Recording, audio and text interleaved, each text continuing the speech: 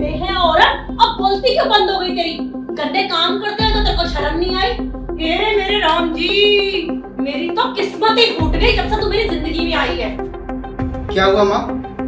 आप चिल्ला क्यों रहे हैं अंजलि के ऊपर? तो और क्या करूं?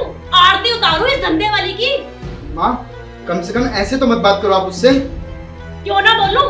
आदत डाल लिया जलील होने की, क्योंकि इस धंधे वाली की वजह से हमारी भी जिंदगी बर्बाद हो चुकी है।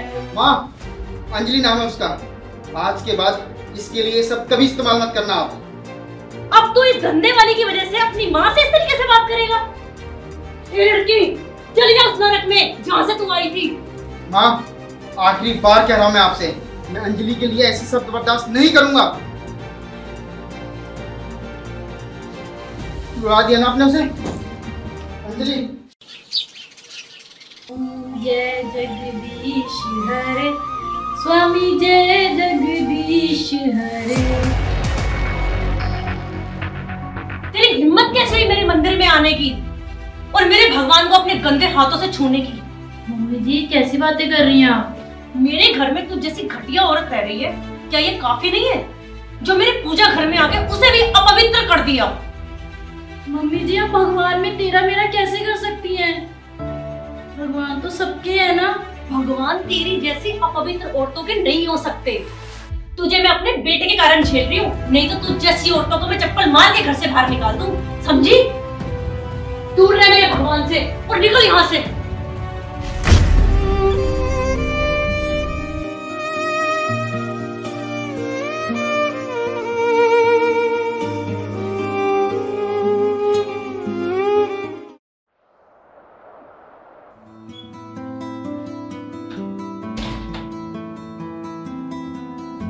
जी।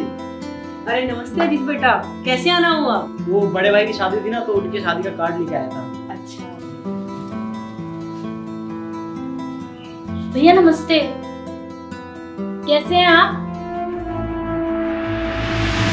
आप बैठिए, मैं आपके लिए पानी लेकर आती हूँ। अरे नहीं नहीं, नहीं चाहिए कोई पानी वानी। और आपने सोच भी कैसे लिया कि मैं आपके हाथ का पानी पीऊंगा?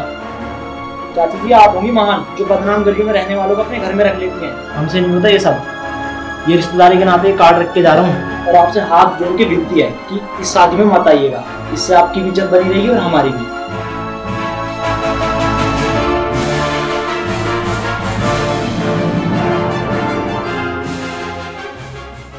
इस काली मूवी ने तो हमारा जीना हराम कर दिया। हमारे रिश्तेदार भी हमसे दूर होते जा रहे हैं।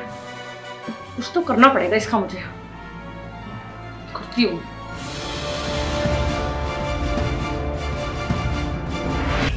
न जाने कहां से मेरे पल्ले पड़ गई है, पता नहीं कब पीछा छूटेगा इस लड़की से मेरा। ए लड़की, मुझसे थोड़ा दूर होके चल। वो देख, आजकल लोग धंधे वाले को घर पे बिठा रखे हैं और घर पे ही कोठा खोल रखे हैं। अरे ऐसे भी क्या नखरे हैं मैडम, एक बार हमारी तरफ भी देख लो। एक बार मौका देकर तो देखो मैडम, आपके पति से थोड़ा कम है हम।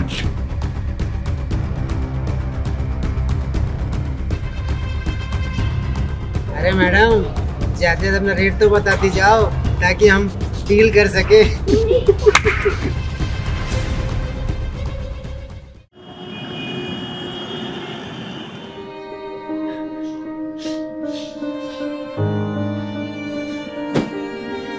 क्या हुआ शीतल, तुम रो क्यों रही हो?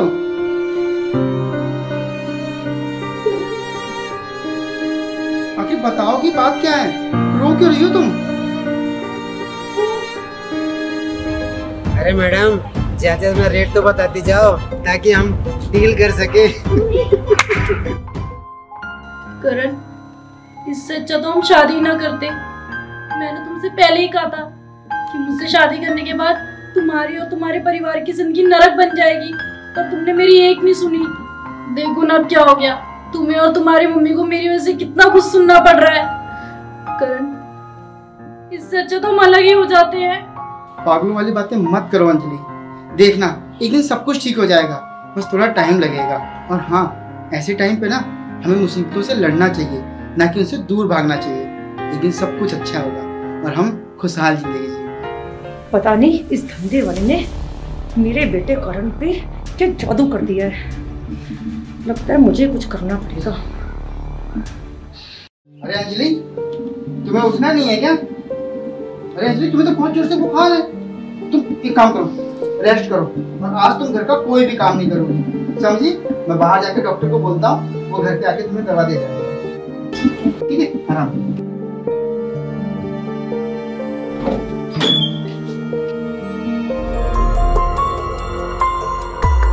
यही सही मौका है।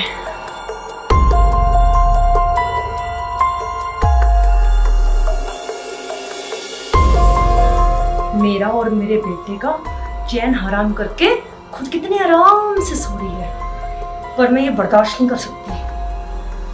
मैं इसे छोड़ूंगी नहीं।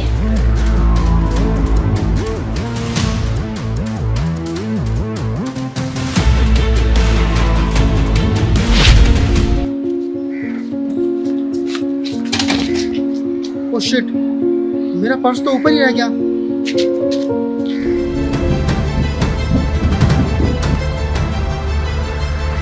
माँ!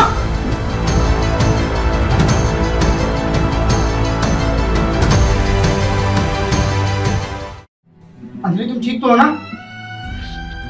माँ, मैं कभी सपने में भी नहीं सोच सकता था आप अंजलि के साथ ऐसी घटिया हरकत करेंगी। करण, प्लीज तुम मुझे अब छोड़ दो, मुझसे वो नहीं सहा जाता, मुझे वहीं जाने दो। मेरी इस मोहल्ले में अब कोई इज्जत नहीं करता, तुम्हें मेरी वजह से बहुत कुछ सहना पड़ता है। प्लीज करण। अगर इस मोहल्ले में ऐसे खूनी और मतलबी लोग रहते हैं ना, तो मुझे भी इस मोहल्ले में नहीं रहना। चलो अंजलि, यहाँ रहने का कोई फायदा नहीं है। चैन मिल गया तुझे? पहले तूने मेरी इज्जत छीन ली, अब तू मेरा बेटा भी मुझसे छीन रही है। कहीं मर क्यों नहीं जाती? आपको मुझसे इतनी नफरत क्यों है माँ जी? इसीलिए ना कि मैं ऐसा काम करती थी। काश कि आप मुझे कॉल समझने की बजाय मेरे अंदर छुपी हुई एक मासूम लड़की को देख पाते। आज से 10 साल पहले मैं भी एक खुशहाल लड़की थी, मेरे भी कुछ सपने थे। मैं एक IAS ऑफिसर बनना चाहती थी, देश का नाम रोशन करना चाहती थी, लेकिन मेरे चाचा ने मेरे माँ बाप को धोखा देकर मुझे यहाँ बुला लिया, जहाँ उसने मुझे चंद पैसों के लिए दलालों को बेच दिया। मैं वो सब अपनी मर्जी से नहीं करती थी माँ जी, मैं रोज खून के आंसू रोती थी। ऐसे ऐसे लोगों से मेरा सामना होता था, नरक थी मेरी जिंदगी। एक दिन आपके बेटे ने मेरी जिंदगी में आके मुझे यकीन दिलाया कि मुझे भी जीने का हक है, लेकिन ये समाज से नहीं देखा गया। मैं नहीं जानती माँ जी कि मेरी गलती आखिर है क्या। जाने अनजाने में मैंने अगर कोई गलती की हो, मुझे माफ कर देना। चलो अंजलि, अब यहाँ नहीं रहना हमें। करण, मेरी बात सुन ले, अगर तू आज इस घर से चला गया तो दोबारा कभी इस घर के अंदर पैर मत रखी।